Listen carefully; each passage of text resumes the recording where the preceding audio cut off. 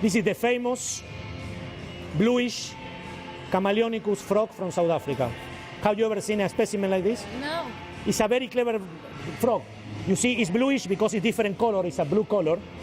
It's Chameleonicus because it's the size of the chameleon, and it's from South Africa because it's from South Africa. And she jump, look, poop, jump a lot. It's very, very clever. Her name is Cami. I say, Cami, jump and point the gentleman. And she point the gentleman. It's very intelligent. I say, please, point him. And he point the birthday boy. She's very clever. For example, I say, look, Cami. Look, I'm going to try to make a trick. Cami, please, play dead. One day she was 1 week like this. She didn't move. She didn't breathe, nothing. Very intelligent. You are going to be the guardian of the frog. It's okay? All right. So you have to do some austerity. You don't want to trust her. The austerity is you have to leave the glass here. Animals. Leave the glass here. And you're going to take the frog in your hands. And your mission is never let the frog go. Because she likes to jump. Never let the frog go. You leave it like this. And now we are going to do a magic, and the frog is going to choose one of the cards. It's going to find one of the cards. So you're going to point with your finger. There are many cards. You're going to point any card you like with the finger on top. Doesn't matter. I don't care. No, put the finger. I'm going to, I would jog the card like this. Do you want this card or you want to change? You want this one? Yeah. So I'm going to give you the card you choose to you, and the next one I'm going to give to you because you don't have a hand. Maybe me? See, can you put face up? 5 of clubs. Can you put face up? Be careful. Don't move your hand. Never move your hand. Never, never, never. I do myself. Doesn't matter. So we have a 5 and a king. Can you remember your card? This part of the you have to remember king, king of spades, and you have to remember 5 of clubs. Remember the card. I'm going to put right there, and I'm going to put right here. And if I ask you, where are the cards approximately? Do you know? Yeah. In the deck. Somewhere in the deck here. Yeah. So now imagine this is a pond. And in the pond, the frog lives. And I'm going to cut a small packet to do like stones. I will put one packet here. I will put one packet, let's say, here.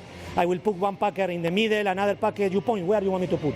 Right there. Right there. And then I'm going to put one packet here and one packet here. And now the frog is going to find your card and your card. Okay. Let's start with yours. Give the frog to her. Give it? Yeah. Please hold it in your hand 1 minute only. Because she's going to smell. Because you touch. Yeah. Because you touch the card, she's going to follow the trail you left in the card. Smell that card. No, you don't have to smell the frog. The frog is smelling you. Now put. Smelling me? Yeah. Now put. Now put it here. Put the frog here. You got to smell your boob? And look. Where else would he smell? The frog is going to jump. Look. Yeah. Hey, it's a special frog. Now it's going to jump. Jumping? It's jumping? Look, it's going to jump. Look. Tee. Oh, look, it jumped there. You saw? Amazing. Name your card. Which one was your card? Take the frog. No, name the card. 5 of clubs. Exactly the 5 of clubs. No bad, because she smelled. She followed the trial. Now it's your time. Put the frog any place. I don't care. No. Put like this. Yeah, like this, because it's going to jump like this. Tee. Oh, jump little bit. No, jump little bit. Have to jump. Oh, the frog is confused. I know what happened. Did you touch the card? Yeah. You never touched the card. No, I definitely touched the frog. Oh, how the frog going to find? Get the frog. She's confused between these 2 packets. Can you feel the frog, and wherever you put the frog, there will be the card. Because the frog knows. Put the frog in any packet you like. Your frog knows, Kyle. Feel the frog. Yeah. Feel the frog. Come on. Do you feel the frog? I felt the frog right here. Yes? Yeah. Are you sure? Yes. Take the frog out. Let me see. I don't know. Take your frog out. Yes. Well, there. And here? Not here. You see? Very easy. But the most important thing is... No, the most important thing is when you sign the card. Can you sign the card? Can you put your signature on the card? Your frog's stupid. Your frog's stupid. It doesn't know where the card's at, so... Hopefully I can fuck the joke out. No, take the frog. And now put your signature here. With one hand take the frog and the other put the signature. Anywhere I want? Yeah, doesn't matter. So now we have 2 cards, and the frog is going to find the cards, hypnotizing you, all of you. Enticing us? Hypnotizing. Hypnotizing. Look, I have 2 cards. Can you see your signature? Remember the signature? Yeah. Can you remember your signature? You didn't sign the card from here, and I'm going to use only a small packet. You remember the cards are here, your signature and your signature, and I'm going to put the cards in the table, and I'm going to put, let's say, 3 cards here and 2 here. What is the idea? The idea is I'm gonna mix these cards. But before doing it, can you point where the cards are? If they are in the, where the two selected cards are there? Are there? Yeah. Yeah, but look, if I do like this, we don't know. No. Can you shuffle like this? Shuffle with your hands. Yeah, shuffle, and look, show the frog to her. You look the frog, because the frog is going on ties. You look, she had face of frog already. Yeah. Mix, and stop. No, keep the frog. Be one little frog. But now, I want you to square the card. Can you square like this? Square like this, and put it under the table like this. The frog under the table. And you're gonna take the first card from the top, and you're gonna put under the pocket. And you're gonna say croac, because this is the sound of the frog. Croac? Croac. Then you take the next one from the top and you put on the table. The next one from top on the table. Then you take the next one from the top and under. And the next one from the top on the table. Face down. Oh, face down. Yeah. Okay? You didn't tell me that. Yeah. Now you take one under, one on the table. One under, one on the table. One under, one on the table. Oh! Yeah. Come on, Julie. She doesn't take the One under, one on the table. Until you get one. We are gonna put like this. She's like, I'm doing what I want. This one's getting out of hand. Okay, and you put here the last one. You see, she mix under the table. Yeah. Now you put the frog here. What's your name? Julie. Yeah. And now we are gonna do like this. We are gonna pass the frog, starting from here, one card from your letter and your name. Take the frog and start J. How you spell your name? You? Take. And do J, U, L, I-E. Put it there. She shuffle. She mix under the table. She spell her name, and this card has to be yours because it's your name. Which one is your card? 5 of club. Doesn't matter because it's already mixed. Thank you very much. Thank you. But now it's your time. How about my name? Take the card, and you're gonna put your card on top of one of these one, and has to be your card. The great ending. Put it anywhere you want and spell your name. You put your name. Yes. Oh, I gotta figure this trick out. Hold on. Okay. All right, let's go right there. Okay, spell. From here and come back. Come on, hold it. Here? From here, spell your name. What's your name? Could be anything. But Kyle, we'll go. Kyle, okay. Spell your name. Come. Wait, from right here? Whatever you want. It's up to you. Okay, come on. Where do I start? Right here? Whatever you want. You can start here, up to you. K. Yeah, K. Y. L. Come back. There. That doesn't seem right. Good. We are doing good. Yes, we are doing good. Yes, we are doing good. Take the frog out. No, take the frog. Fuck out of here, dude. Oh my God. No, you know what happened? No. You put the frog too much time, and you remember the blue is chameleon. Because the frog changed, the chameleon changed outside, but the frog changed inside. Can you open the frog? No, get the open the frog. Open. Is your signature? Yes. Exactly. I cannot believe it. Is your card? Happy birthday. Thank you very much. Thank you. Big applause for him. It's his birthday. Come on. Yes. Hi guys, I'm Manuel Yasser here in the Penguin Magic Studios, and thank you very much for downloading this routine of the frog. Using a frog as an origami prop, making the frog jump, it's a wonderful idea. Come from the 80s, from the brilliant mind of one of the greatest magicians of America, Michael Kloss. He published this routine in the 90s in his Worker series of Michael Kloss. It's in the number 2, in the page, I think, 137, and the routine is great. I recommend to all of you to go read all the material of Michael Kloss. It's wonderful material, and especially this routine is very powerful for layman. And I was doing for a long time and getting great reaction from the public. But once in the year 2007, 2008, one friend coming he was doing cruises, and he told me, I was doing the frog trick of Michael Kloss, and it was so great, but it would be nice to do it. I would like to do it with a signature, the card with a signature, but I don't know how. It's not possible. So this idea was into my mind, and some months after that, I developed a method how to do the frog routine with a signature. Or better to say, the idea of turning the card into a frog in a very fast way, and this card can be signed. But I didn't have the routine, how to do it, how to fold the frog in front of the people, how to change the card, all this stuff. I didn't have. I had only the idea of how to fold a frog very fast, very easy in front of the people.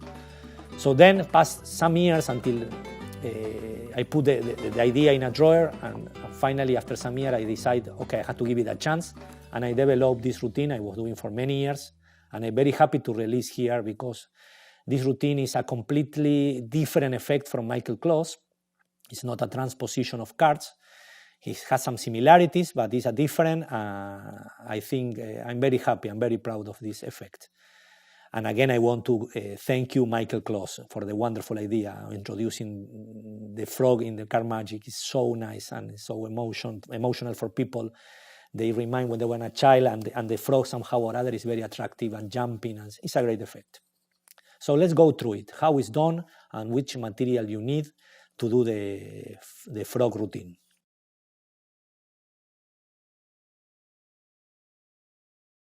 So now let's go through the explanation. For doing this trick, you need a regular deck of cards, bicycle or any deck. In this case, I use regular bicycle with red pattern. And also you need an extra card. For example, I have here, has to be a court card. I use the queen or king or jack. In this case, we are using the queen of spades. And also you need another blue back card to make the frog. So to understand the routine, first we need to know how to fold the frog and to make this origami frog. And it's very simple, and I'm going to explain now. So to fold the frog, I will unfold this to show you how it works. And it's worked like this. You take a plain card and you fold in diagonal in a way that the short end of the card match the large edge here. I will do it slowly, look like this. Like this. Has to be perfect, has to be perfectly aligned, the short one with the large one, like this.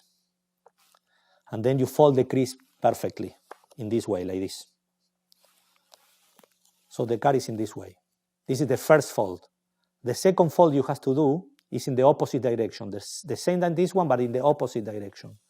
This will create a cross here in the middle with the fold, with the crease. So you do in the opposite direction. It's very easy to do because you have to match the short end with the large end. In this way, when you mark the crease well, you have a cross here in the middle. So now what you have to do, I will show you with this card. You have the cross, you have to fold in this way. To do this, you have to put the fingers in this part of the card like this, and then fold it in this way. And then in the top, you will see there is here like a U. There is like an U. What you do is like you open this, and you do like this. In this way, the card creates like a top triangle here, and it's like this. You can see from here it's like this, and from here it's like this. And you mark the crease as well. Now, you're going to open a little bit the triangle so you can fold the size of the cards. Where the 8 of spades, the pipe is, you have to fold it a little bit. This experience will give you the measurement exact, but I do it in a way that this part almost touch the intersection here. Almost, not touch, but almost. Like this. You fold. And then you fold the opposite side the same way, and you are almost there. And now you see there is a line here where the angel is. There is a line. I'm trying to do it in the line. I will show you with this, but it's doing a little bit on top of the line, or almost in the line where the circle ends. So you have to fold. First you fold this like this, you fold. And then the back part of the card, you have to fold toward the opposite direction like this. In this way, you have the spring. This is the spring that makes the frog jump.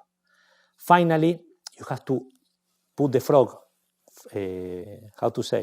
over the table like this, and you have to fold the legs of the frog like this, and the tip of the leg toward the right a little bit like this.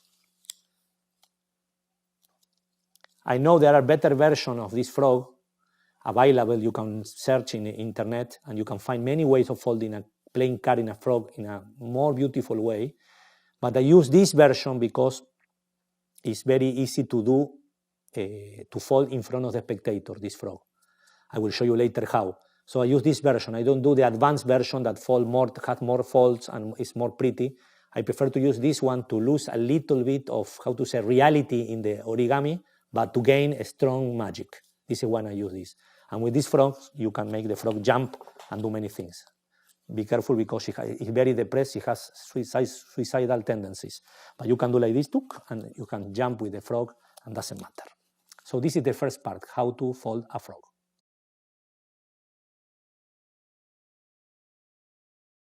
The second part is, you have this in your pocket. You already fold one frog you have in your pocket. And now how to prepare the deck, and especially how to prepare the Queen of Spades, how to prepare it to fold it in front of the spectator. Of course, as you saw before, it's impossible to fold the frog in front of the spectator. It's too difficult, takes too long, and you cannot do it. Even if you try it, I tried a lot, believe me. I was like 1 month folding frogs. My wife thought I was crazy. He called 2 times the ambulance, and 3 times they took me to the mental hospital. But then I realized not possible. So I gave up, and I developed this method long time ago. And the method is like this. If you see a frog and you unfold, you see that the pattern of the creases of the frog are marked in the back. As you can see here, I will put over the table like this, are marked in the back. And there are 1, 2, 3, 4, 5, 6, and 7 marks.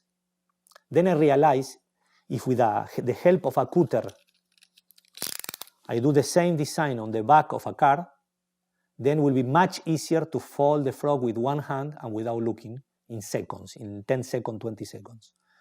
So this is how I do it. I have a card here I can show you, and this is the design where I make the cuts. So as you can see in this card, I mark with the Sharpie the lines where you have to make the cut. Thank you to the bicycle raider back design, it's very easy to always cut in the same place, and you will find very easy to find where to do the cut.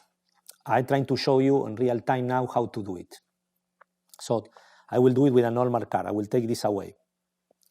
So the first thing I do, I need a ruler and a cutter. And this only takes 30 seconds. So the first thing I do, I go to one of the corners here. I put the ruler like this.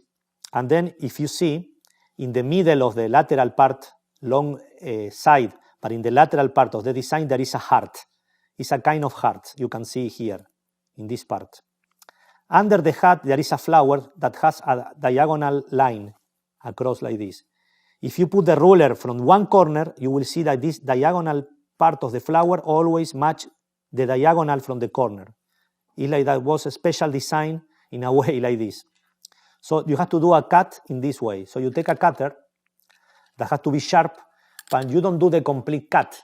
You don't want to do that because you can see it for the face and you will cut the card, of course. You have to do a light cut. It's half the way.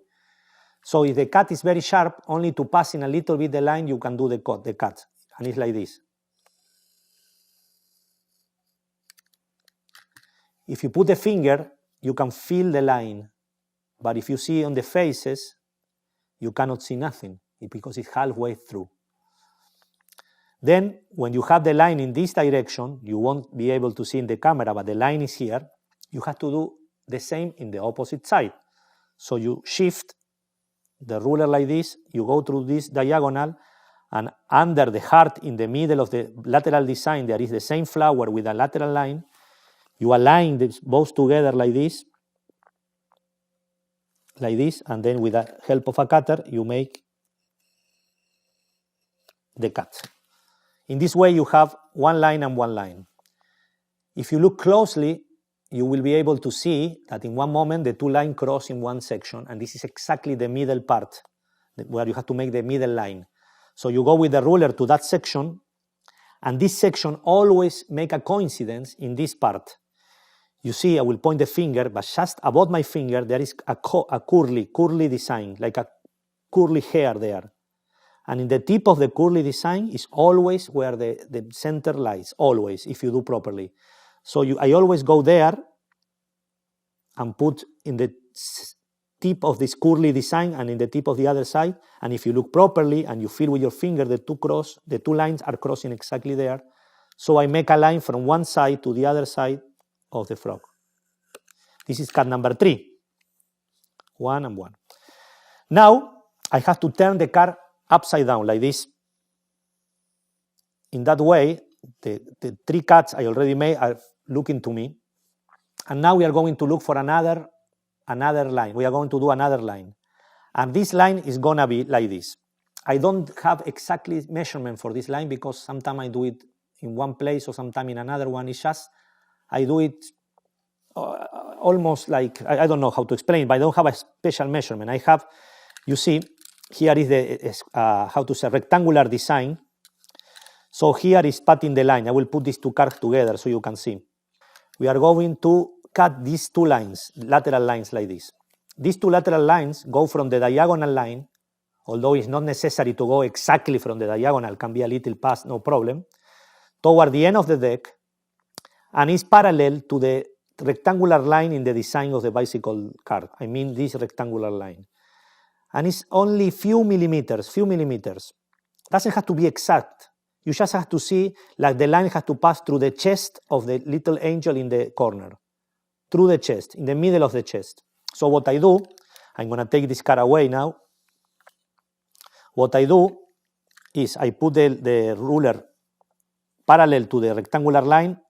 I cross to the chest of the angel and I do like one line. And then I put here and I do the other line. In this way, I don't know where to stop. Maybe I cross a little bit the lines, but it's not really not important. Finally, we are going to do these 2 lines. And they're very easy because they use a special part of the designs. And I will show you with the blue card. You can see here in the back part, here in the front, on a lateral, there are 2 lines that cross like this. It looks like a musical chord here.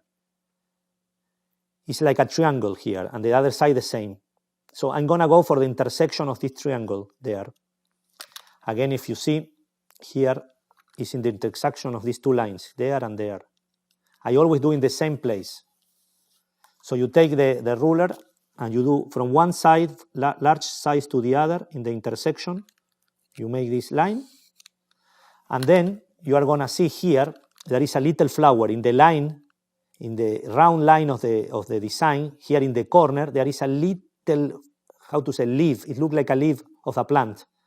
And I'm going to do a line from there to there. Again, I'm going to put the ruler so you can see. There is a line and you put there to there.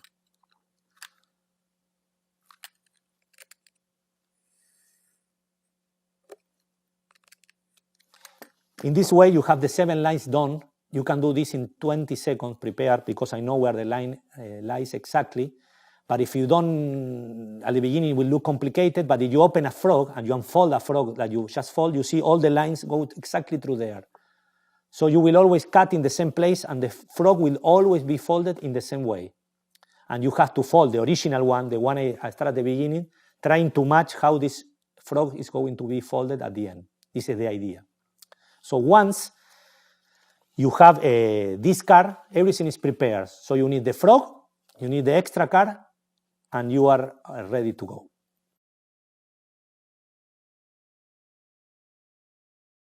So now let's set up the deck. Of course, we have the blue card with the lines cutted, and we need the original card from the red deck. And we are going to do like this. The blue card is going to go at the bottom of the deck. And the red card, the original card from the deck, is going 5th position from the top. I put it face up so you can see, but it's face down, of course. 5th position from the top. Usually what I do is, because I don't do this trick at the beginning of my act, usually I do at the end of my act. What I do is like this.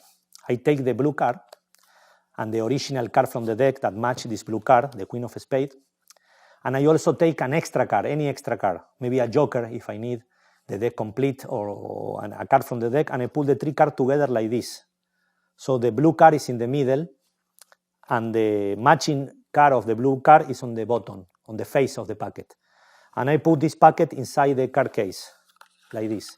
Why I use this top red card, extra card? So because sometimes I open like this, can flash the color, but if I open like this and they see red, they assume they are jokers or extra card or something I put there, and it's not dangerous to see a blue back design.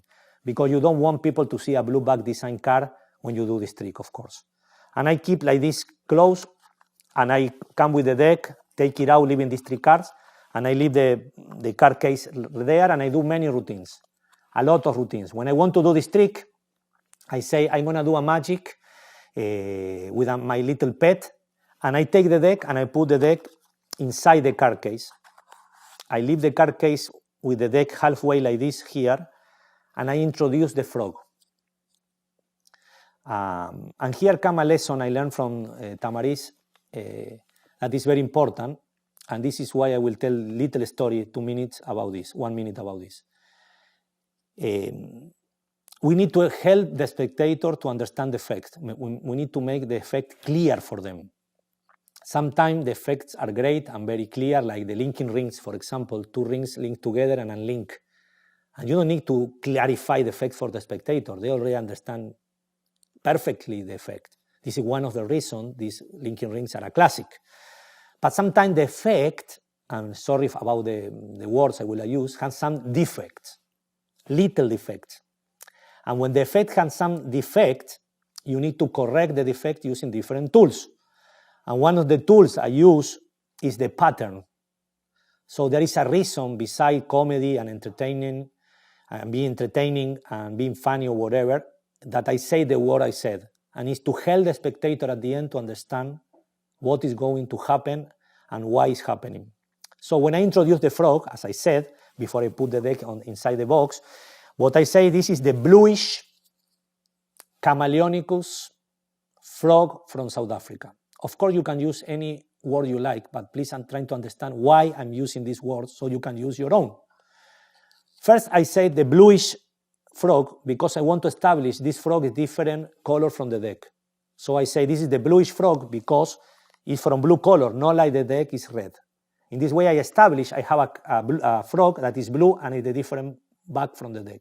This is important because I want to avoid the anticipations of the people, the anticipation that the sign card is going to be inside the frog. So to avoid this, if the card is from different back, they will never think about, because it's impossible how the sign card will appear here. This is one of the reasons. Then I say the bluish Chameleonicus. Chameleonicus is an invention. It's a word that doesn't exist, but it relates to chameleon. Chameleon is the animal that changes the color outside. Because the card is going to appear inside the frog, but the blue design is going to be there. It's a little confusion from the spectator. So in order to make it clear for them at the end, I say Chameleonicus like the chameleon. When I establish that, I say Chameleonicus like because it's the size of the chameleon. I say the size because I don't want to see the frog is a chameleon, because I don't want the people to anticipate the effect. So I say it's Chameleonicus because it's the size of the chameleon.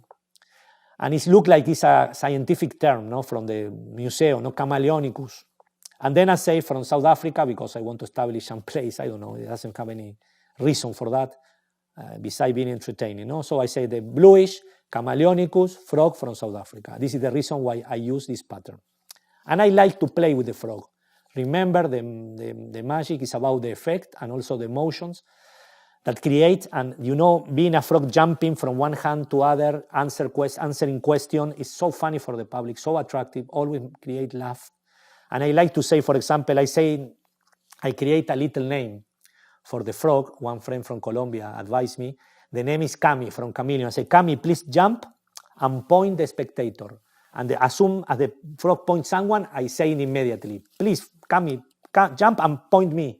And now jump and point him. And people laugh because they understand I play with them. And then in a moment I say, please, jump. And when the frog lands like this, I say, play death. And then the people laugh, and this is all the jokes I learned from Michael Klaus, no? And they say, play death, and I like to say, oh, one day I was looking at the frog for 2 weeks, she didn't move, she didn't eat, it's so good. And this is how I introduce the frog. So then I leave the frog in the table, I take the deck out, and because I have this configuration on the bottom, I have to move the bottom card to the top, that is the card I am going to force, to the top of the deck, and then I do a slip cut and I pass the top card to the 5th position. To do this is very simple, do not worry. You just spread the cards until you get to the 5th position. You make a pinky break. You lift the packet at the same time with your left thumb, keep in position the top card, doing you pretend you are doing a cut. And then you put the whole packet of 4 cards on top. In this way, you have the Queen of Spades in the 5th position. Of course, this is because I want to do the effect at the end of the routine. If you want to do only this effect, you can be prepared from your home with the card on the bottom and the Queen of Spades 5th from the top. Now I have 2 spectators, one on my right and one on my left, always. So the one on my left, we are going to call him the frog spectator because he's the one who is going to hold the frog the whole time. The idea of one spectator holding the frog the whole time is to create the sensation that the spectator never let the frog go. It's always with him. At the end, it will be very strong because people will remember all the time that the spectator was holding the frog. So I tell to the spectator, please hold the frog in between your hands, leave some space for the frog to breathe because I want to treat the frog like she's alive. And in one moment, the spectator also feel it, I feel it, and it creates a great atmosphere. So the spectator is holding the frog to my left, the frog spectator, and then I have the other spectator, and now both are going to choose a card. But one of these cards is going to be forced.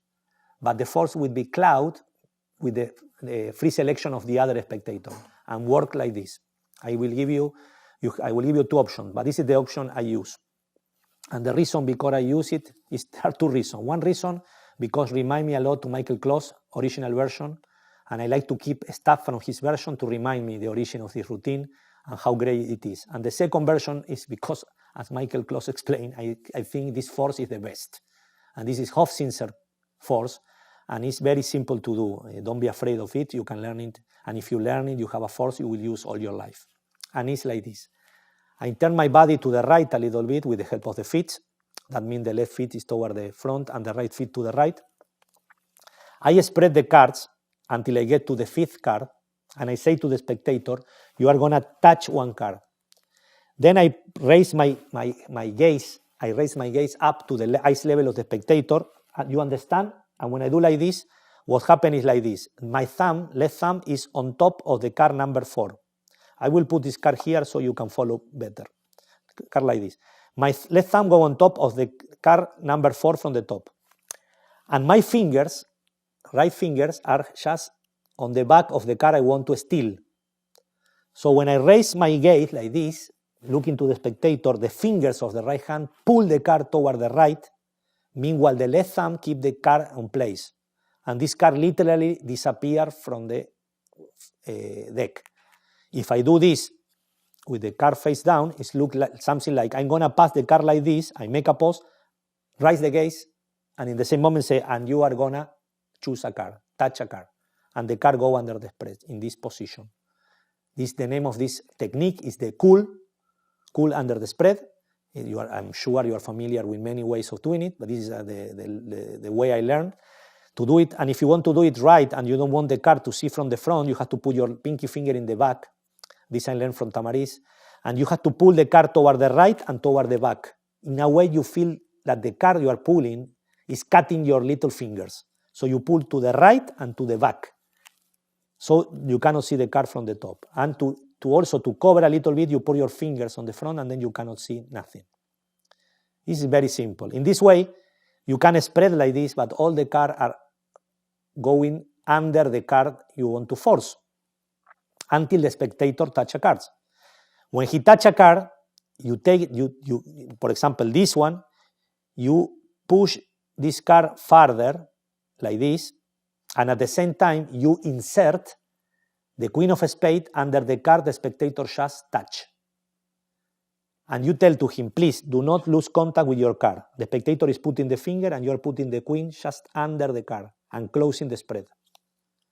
You pause for a minute and you say, are you sure you want to use this card? And the spectator say yes. In this moment, you open again very slowly without no funny movement. You leave the card. He chose, freely chosen. And then you say, and for him, because he cannot move his hand, because he has the frog, let's choose the other one in the place you stop.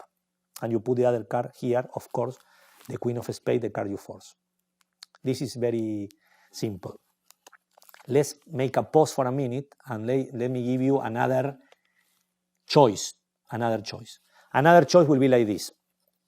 If you put the card under the deck, like when it comes from the card case, you just cut the deck in half, maintain a pinky finger between the two packets, and now you do the normal force, the riffle force. When the spectator says stop, you put the finger and you raise, and you show the card in the bottom or in the top. I think it's better on the top. To recapitulate, you pass the card from bottom to top, you do the cut, and then you do like this, you put your finger here, they have a break here, you put your finger here, and then two things happen. The thumb going behind and grasp the packet above the break, and the thumb let the packet go, and you break like this. It looks like you are breaking in the point the spectator stop, and you give the card to choose. And then the good thing about it, that now the second card, you can do like this very clear. No, you want to stop, you want more or less, and then you do very clear the second time, and it looks like the both times were the same. This is an option you can consider if you don't want to do the under the spread force. So now let's assume we have two cards. One card is free chosen, and the other card is the Queen of Spades. So let's continue with the routine. In this moment, I'm going to spread the deck, holding the two corners together in the left, and I'm going to spread like this. In this way, if I hold the corner, nobody can see the card hidden under, and that is different color. When I do the spread like this, I will control the two cards using a new movement I develop, and this new movement is named the Tamariz Perpendicular Control, that is published in Sonata, but I'm doing it on the table, not in the hands, and on the spread. And the idea is like this card is going to go inside the deck, inside like this the deck, and I'm going to turn into perpendicular position under the spread. But not completely under the spread, but in between the cards. So what I do is like this. I'm going to put the card inside, and when I am here, my finger is going to do like this. It's going to do like this, but under the spread. So I do like this, and when the card, you see, is going into the spread, I move the card a little bit to the right, so you cannot see the back of the card. If I do like this, it's going inside the spread. And when it hits, I put the finger under, and when it's square with the deck, what I do is moving the card like this. If you do together, you do like this and like this. So the card, if I close the spread, is in perpendicular position. This is very simple. You have to do a little misdirection. So I say, I'm going to put your card here in the middle and turn my gaze to the right, and I do the movement, and then I'm going to put this card here in the middle, and I do the same movement. This allows me to do like this, and allows me to square the cards, but I had control of these two cards. When I do this, the good thing now is the two cards are in perpendicular position like this, hidden by the spread, by the cards and the hand. And what I do is I make a mark in the card like this. I make a mark like this, very strong. In this way, they have a breach, the cards. And then I square the card inside the deck. So in one sense, I don't control them because I just do the crimp, and then I do like this. Now, if you see here, there is a little crimp you can see very easily in the size of the deck. But maybe for many of you, it's very difficult to, it's very difficult to control like this. I will give you an option. So let's do another option to control the cards. So another option to control the cards, I like less because this will look very loose. No, you put and you put. But you can do is easier, and it's not bad at all. It's like first, you control the first card. For example, the Queen of Spades. So the blue card is here. You make a swivel cut. They give you the Queen of Spades back. You make a break under the Queen of Spades, and you cut it to the bottom. Then you shuffle a little bit, and then you put the other card, the 9 of spades, show it, break under the 9 of spades, and cut it to the bottom. In this way, now you have 2 cards on the bottom that you control. You pass them to the top, and then you continue, as I'm going to explain now, with the packets. And when you want to do the packet in this method, you have to slip cut all the time, no? When you slip cut the first packet, you will have the first selection in this packet, and when you slip cut the other packet, you always keep this card, how to say, with you. You do this packet, but the card is here, you do this packet, but the card is here, and so on. And you will understand properly when I explain the next steps. At the end, what you need to have is 1 card in the bottom here, and the selection, Queen of Spades in the other packet, like this, 1 here and 1 here. And the first card, of course, is here, no? The 9 of Spades, if you do the slip cut. If I have to recapitulate again, because it's a little confusion, I will do like this. I will show again. You control the cards to the top, like this, and then you do a small packet. You do the first one, and you put it here, and you remember, here is the 9 of Spades. Then you do the second one, you put anywhere. You do the third one, you put anywhere. Another one, anywhere. When it's about little bit 12 cards, you put in the table like this. You have the blue back Queen of Spades here, and you have the other Queen of Spades on top, and you cut here. So you have many packets. These 2 are for the Queen of Spades, and this one is for the 9 of Spades. So it becomes very easy. If you do the method I'm explaining with the crimp, you do exactly the same, like this. You do the mark, as I explained, you square, and now from the side, you can see, from the sides here, you can see the crimp. So it's very easy to come and cut. 1 packet here, 1 packet here, here is the first card. So I do this movement, look. When I do this, I undo the crimp, and I leave the packet on the table, and I know this packet will be, sorry, it has to be the other one first. The 9 of Spades, you have to put always the 9 of Spades first. And then, with this packet at almost 12 cards, I do the same. I put 1 here and 1 here. The number of packets is not important. I like to put sometimes 5 or 6. Like this is okay. In this moment, you had 1 card, 9 of Spades here. You had the blue back card here, Queen of Spades, and the other blue back here. So now the spectator was holding the frog to your right, to your left, sorry, the frog spectator was holding, and he has to pass the frog to the spectator in the right. But you don't want to touch the frog. You don't want to give the impression you are very worried about the frog and you want to touch or do something. So you say, please, pass the frog to him. You don't touch. You have to avoid touching the frog by all means. And you have to make it clear, no? He never touched the frog. So please pass to her, I don't want to touch. The spectator pass the frog. And now you ask the spectator to hold the frog so the frog can smell and follow the track of the card he touched. So after a little bit, you make jokes. The spectator put the frog in any piles, and you take the frog, and this is a funny part. You will think this is like people won't believe it, but it's funny because you take the frog and you start jumping like this, putting the frog. And when you press the frog, you will see the little part of the frog here. It's like a spring. So if you press and then let it go with the finger index, the frog will jump. And you are going to create the effect like the frog jump itself when come to the chosen card. This is a brilliant idea how he managed Michael Kloss. So you do. I like to make a noise. Chee, chee, chee. And when you get to the 9 of Spades that is here, you make the frog jump, but people get scared. They don't expect. So you say, chee, chee, chee. Oi! Do you see it? And the people jump. Usually, as Michael Kloss says, the frog always jump in a place you don't want. Sometimes there is drinks, jump into the drinks. Sometimes jump out the table.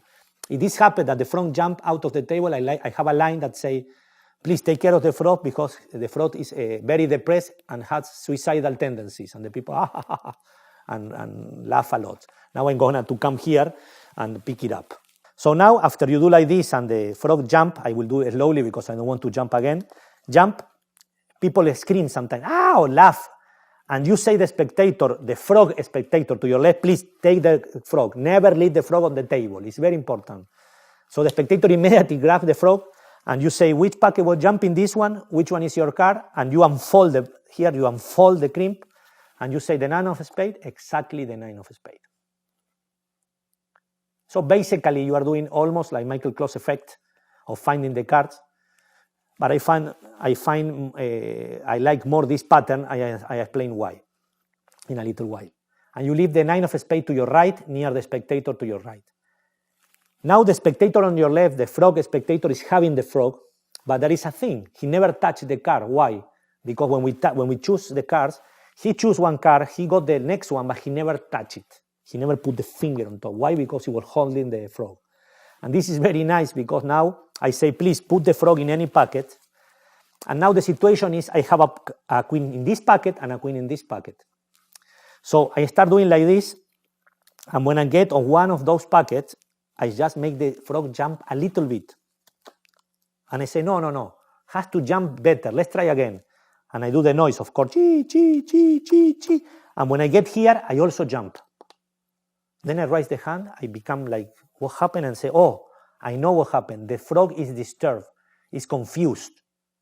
And I say, please hold the frog. Did you touch the card? I say to the spectator here. And the spectator say, no. Oh, you didn't touch. So then it's very difficult for her to find the trial of the smell, because how she will follow the trial, how to say, the smell, if he never touched the card. So she's confused between these two packets.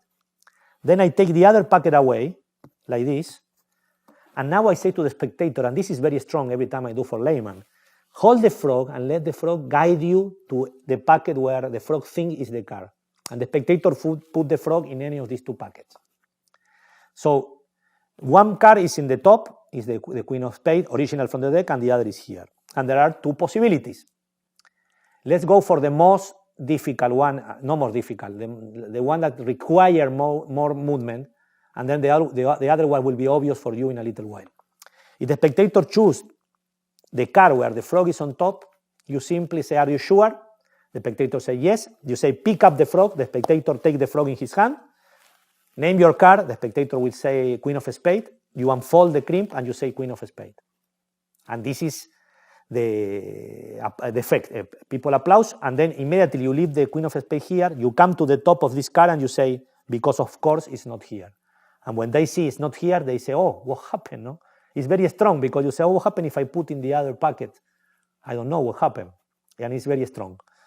In this moment, the idea of the whole routine is like it's finished. For the spectator, it's finished. The frog found two cards.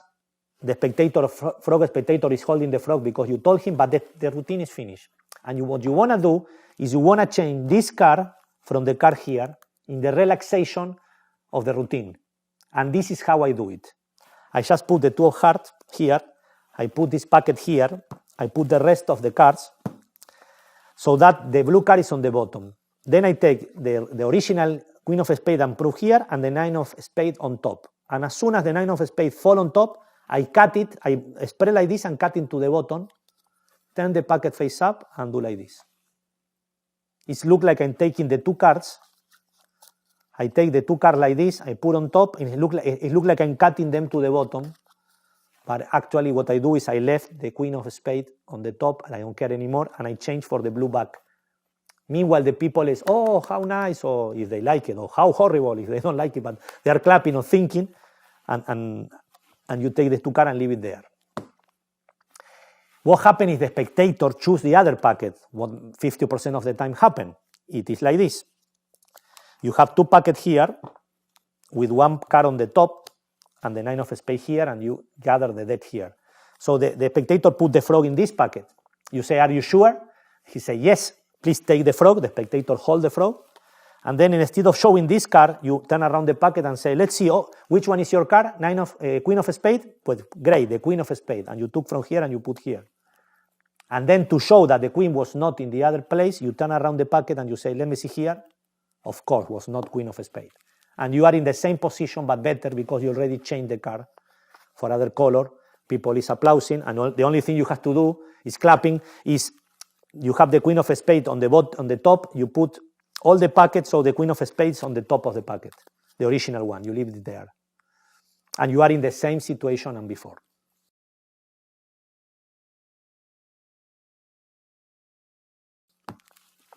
Now we are going to do the second phase. The spectator thing is over, but you say, one moment, you know, the frog, Cami, has two ways of finding a card. The first way is by smell. By the second way is amazing because the frog hypnotized the victim. And then I look to the spectator to my right, I say, have you ever been hypnotized by a frog? And the spectator smile a little bit and say, don't smile because the last time I did this trick, the spectator came back to the home and was 1 week like this, croak, croak, croak. This create a laugh a little bit, create the mood of playing, but I'm making the noise, croak, croak, croak, the same noise I want him to make later, no? And then sometimes I say, can you make croak, croak with me? Exactly like this. So to avoid you being hypnotized by a frog, we are going to sign the cards, and the cards are going to be hypnotized by the frog, not you, don't worry. So now the spectator signs the cards. It's very important.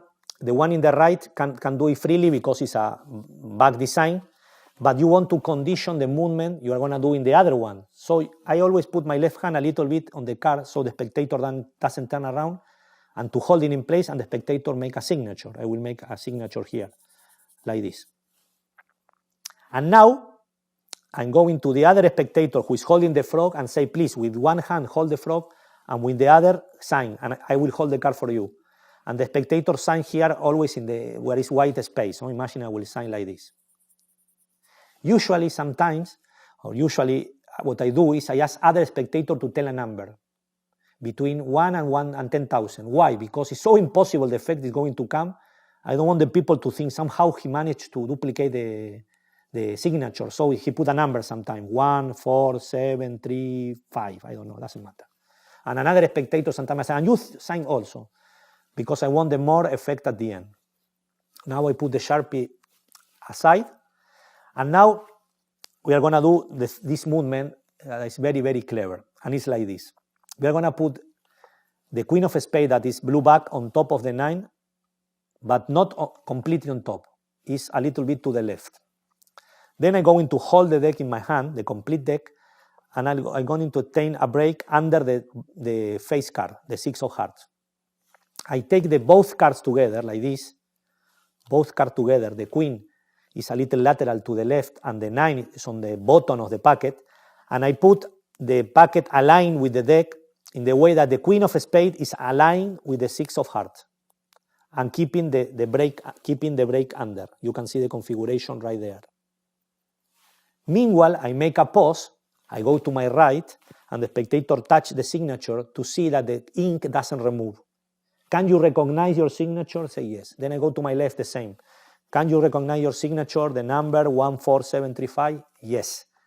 And now I hold the hot packet, I mean the top 2 cards plus the 1, the 6 of hearts, I make the break like this. Like this. And this allows me to say to the spectator, you signed the card on the face, but you didn't sign on the back. And then I turn around the card like this. I turn around and I put it immediately like this. And I change the grip. This is like I holding the card like this, I turn around and I hold like this. In this way, I can show the cards with the fingers I'm covering the double face card, the double card, I mean. And I'm in this way. And it's very, very, how to say, safe position. You can do this as much as you want. I don't want to exaggerate much. I like to do like this, show one time, and that's it, or like this. But I don't want to do all the time like this because it looks like you're doing something. There is a little discrepancy between the backs and the faces, but nobody will notice.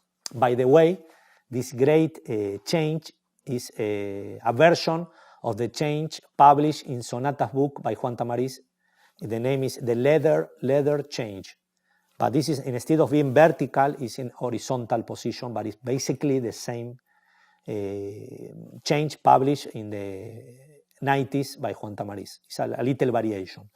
So now, you're going to turn your hand, right hand back up, the back of the hand up. You're going to put the 3 cards, for the spectator only 2, on top, and you're going to grasp, with the help of the tip of the finger, at least 20, 21 cards like this, holding the whole package together, the back toward the audience, so they see you're not changing nothing. You are do like this, and you say, we are going to use only, and you flash a little bit the 2 cards, only some cards, not the whole deck, because you don't have experience in being hypnotized by a frog. And when I say that, people laugh. What I do is, I do this movement. I will show you here. I put the lateral card on the right on top of the deck, and if I press a little bit, the queen of a spade is going under the packet like this. If I do from here, that you don't see nothing, because I say, because you don't have experience being hypnotized by a frog, and then I do like this, and in the corner here I do like this. And if I cover with the finger, you see, you cannot see the double card here from the front. Then I square everything, and say, let me put the two cards on the table like this, and then I take 3 on one side and 2 on the other. At the same time, I steal the queen of spades. This is a very simple movement. Don't be afraid of it. Let me repeat for you.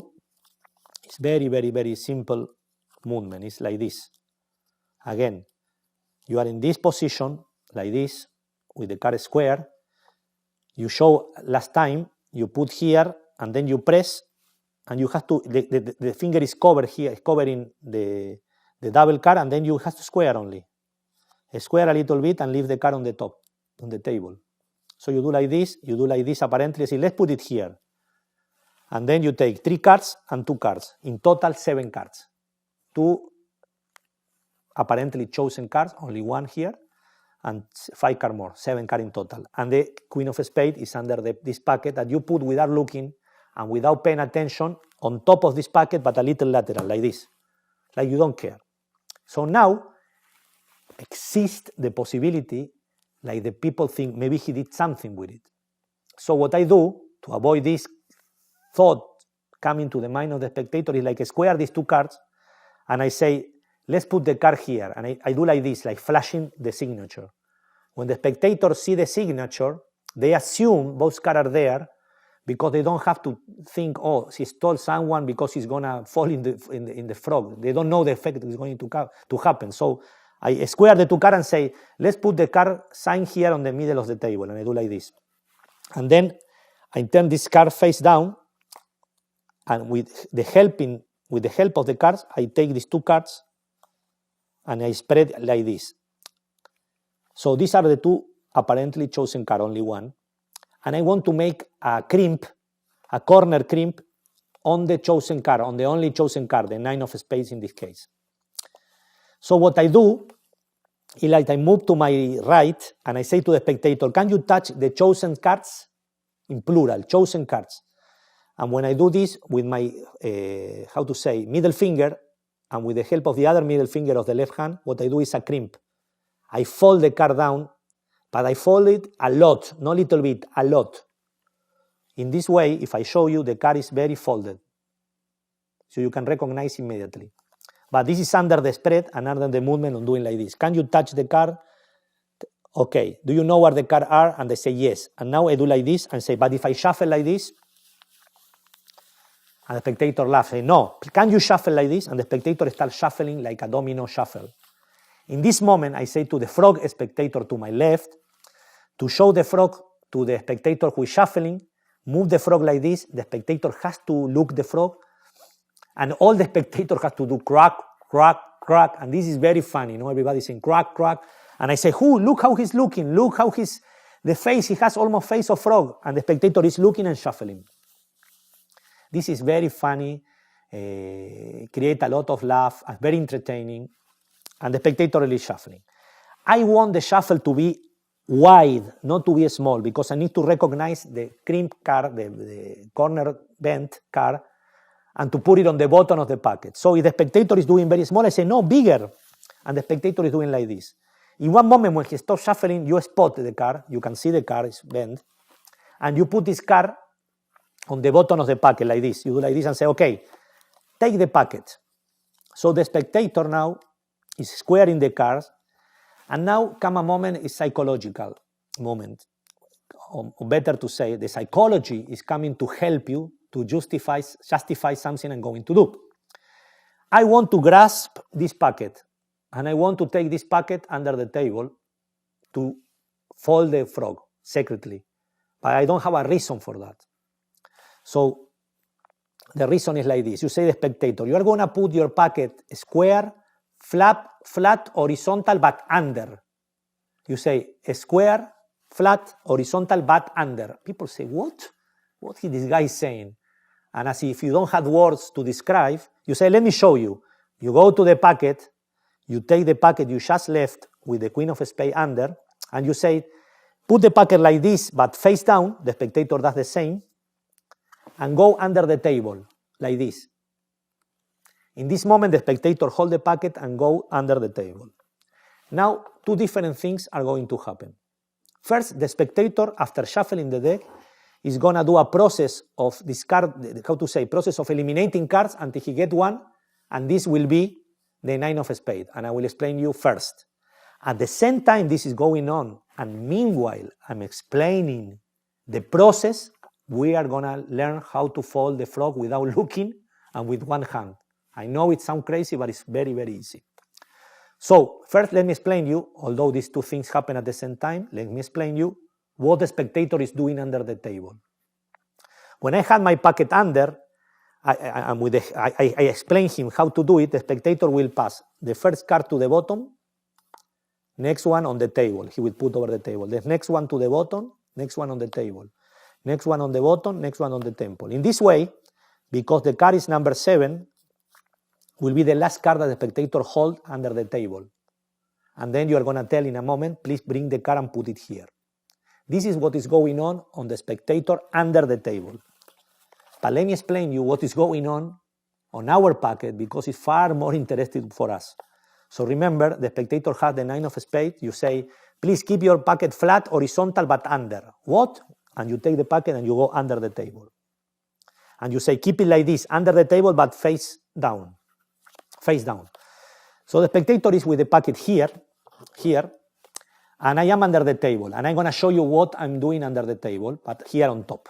The first thing I do, I need to know if my card, the card queen of spades, is facing in which direction. I mean the lines are facing in which direction. And how I'm going to know is because if I touch here in the middle, if the lines are horizontal like this, lines, I can feel it immediately like this. But if the card is on the other side where there is the diagonal and the middle, here I don't feel nothing. What I need is the packet to be like this, with the queen like this, and the horizontal lines on the back toward me. I need the cross toward the spectator. This under the table. So again, I am like this, I pull the bottom card like this, and I feel with my fingers here. Now I'm feeling here is the two lines. Because of this, I turn the packet like this. If I am in this position and I don't feel the lines here, I don't feel nothing, I turn the packet like this. So it's very clear. You need to have the line here because you're going to fold the frog. You need to know the direction where to fold, of course. So we just went under the table, the spectator also, and you say, take the top card, and you take the card from the bottom. You bring up and you say, take the top card and put it on the bottom. And you do a large movement. Why? You don't want him to put the card in the middle. You say, under the packet, in the bottom. And then because you want to slow down him, you say, when you put the card on the bottom, you have to make croac.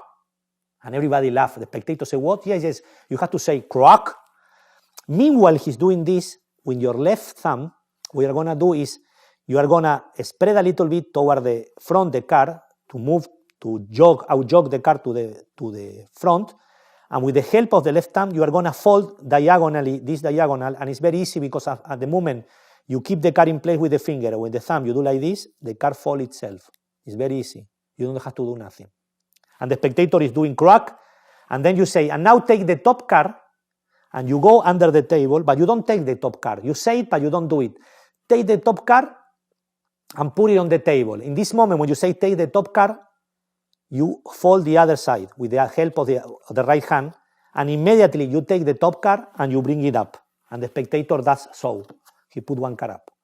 Now you say take the bottom card, and when you go under the table, is the third movement. The third movement is, remember, one movement like this, one movement like this. The third movement is I'm going to do this with two hands. I go under, and with the two hands, without looking, I don't look now, you do like this and like this.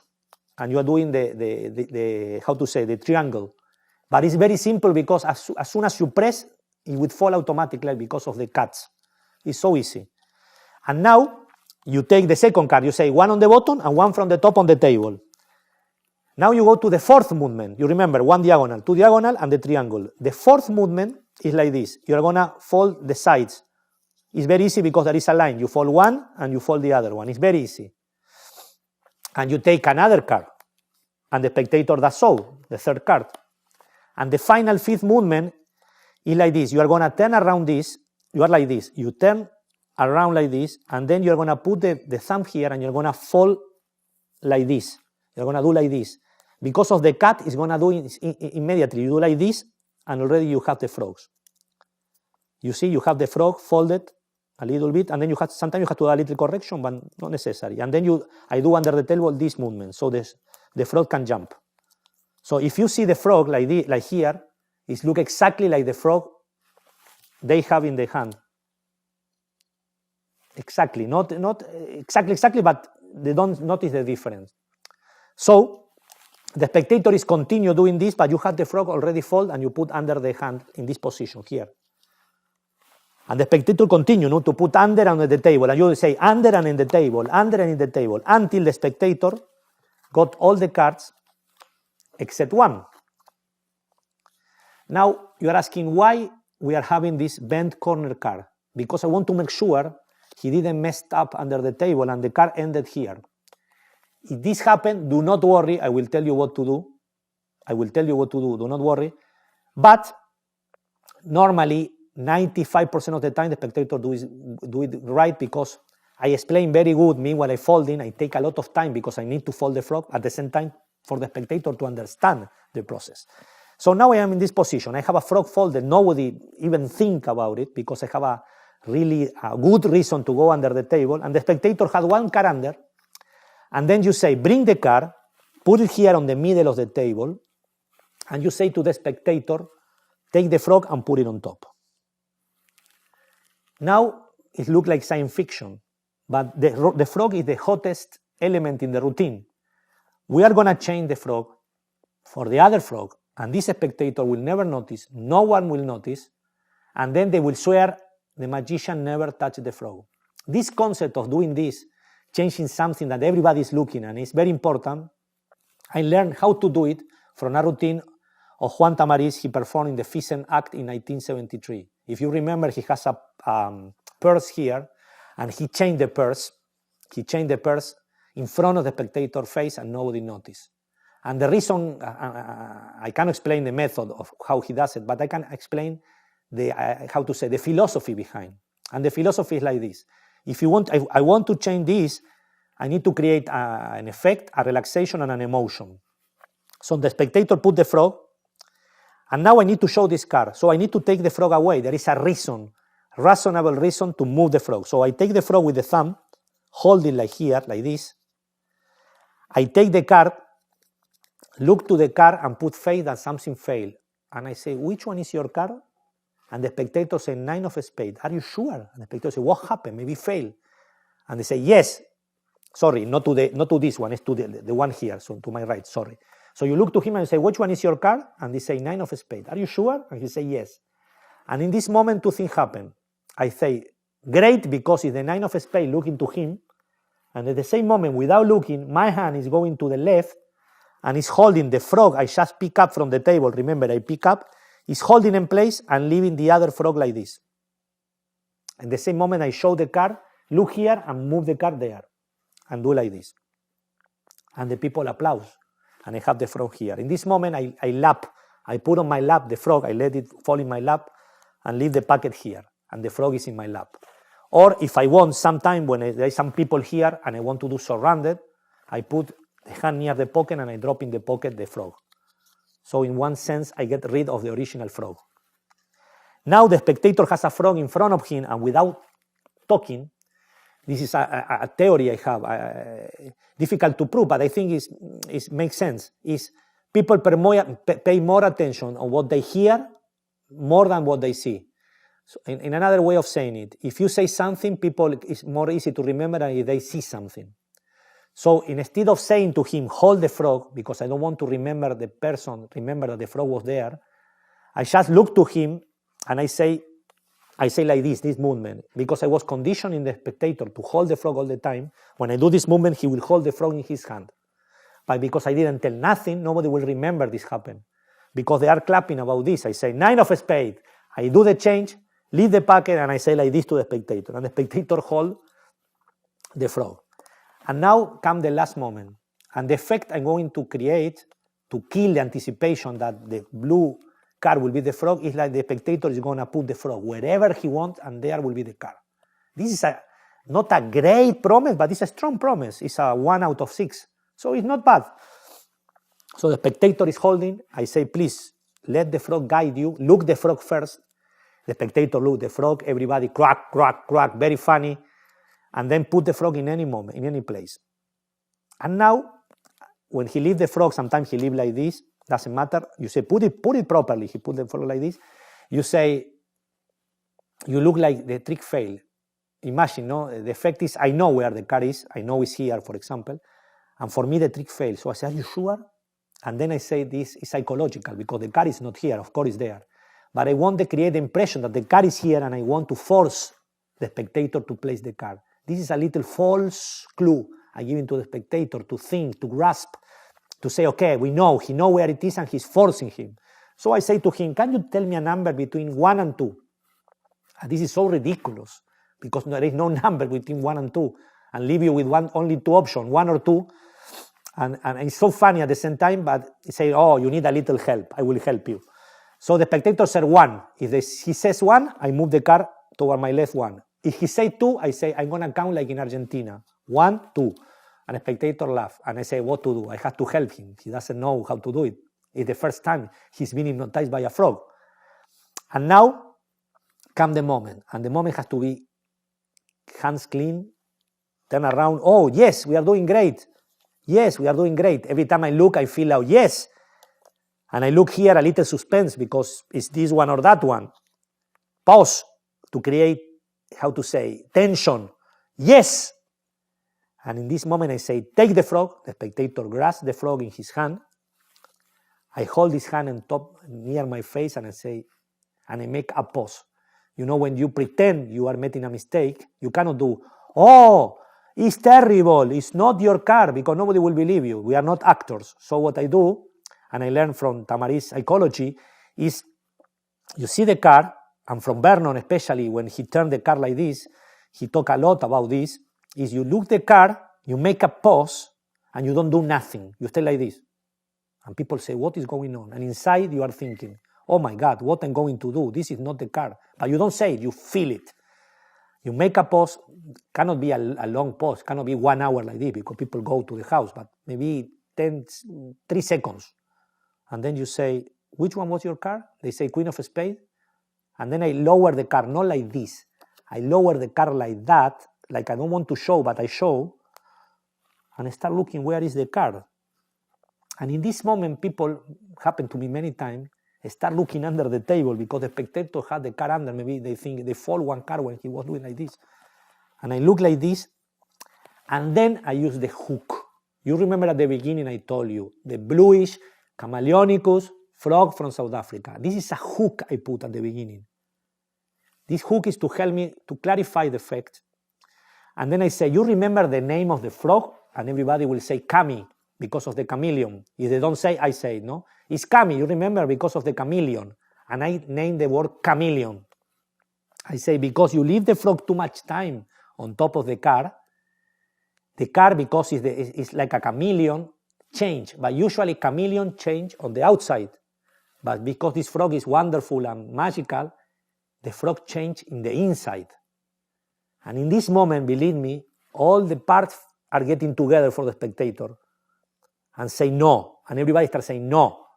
It's so funny, no? Cannot be. And you say yes. And you look to him and say, open the frog. Don't break it. Just open the frog. And meanwhile, the spectator is open. You say, I never touch this frog, right? And the spectator says, yes, because he all the time have it like this. You always touch it for 2 seconds. So the spectator open the frog. You let him open. You can open, but it's better let the spectator open and look to him so everybody's looking to the face. Because believe me, when the spectator sees his own signature, his white face is like this, and this reaction is everything. No? So you let him see, you open the frog, you see the signature, you see the number, You make a pose so everybody can see everything. Applause, sometimes shout, sometimes people is like this until they break into applause because it's shocking, the effect. It's very strong. And then finally, you fold the frog again, taking your time, not do it fast, like this, and you say, this is a present for you. Keep it in your house, feed her, treat her well, and thank you very much. An applause for Cami, the spectator applause for the frog, and applause, and always big applause for the two spectators because they help you to create this illusion. And this is the frog routine. I hope you like. So thank you very much for downloading this routine. I hope you like and enjoy. I enjoy a lot creating this routine and developing the structure. I again want to thank a lot. I admire him very much, Michael Kloss. Thank you for releasing and share this wonderful idea with the magic community. I did it for many years, and I'm very grateful to you. I'm very grateful to Juan Tamariz for helping me in the pattern, how to solve, and teaching me a lesson on how to solve a problem in the effect. And I want to thank Roberto Mancilla because he was the one who suggested me to use different back of the card to kill the anticipation of the effect. So Roberto Mancilla is a great magician from Argentina, and really I want to thank him. And finally, I want to thank especially one magician from Spain. His name is Lorenzo. Enzo Lorenzo, his name, magician name, and he was living at my home at that time, and he's the one who suggested me in one moment, why we don't try to do with a signature? And he put the seed on my head in 2006 or 7, and after so many years, I'm releasing this effect, and I cannot stop thinking about him and thanking him for putting the seed in my head of trying to elevate one trick to a different level. So thank you, Lorenzo, and I want to thank also Penguin Magic for the wonderful time I had here. Thank you. If you like the trick, please leave a comment on the webpage.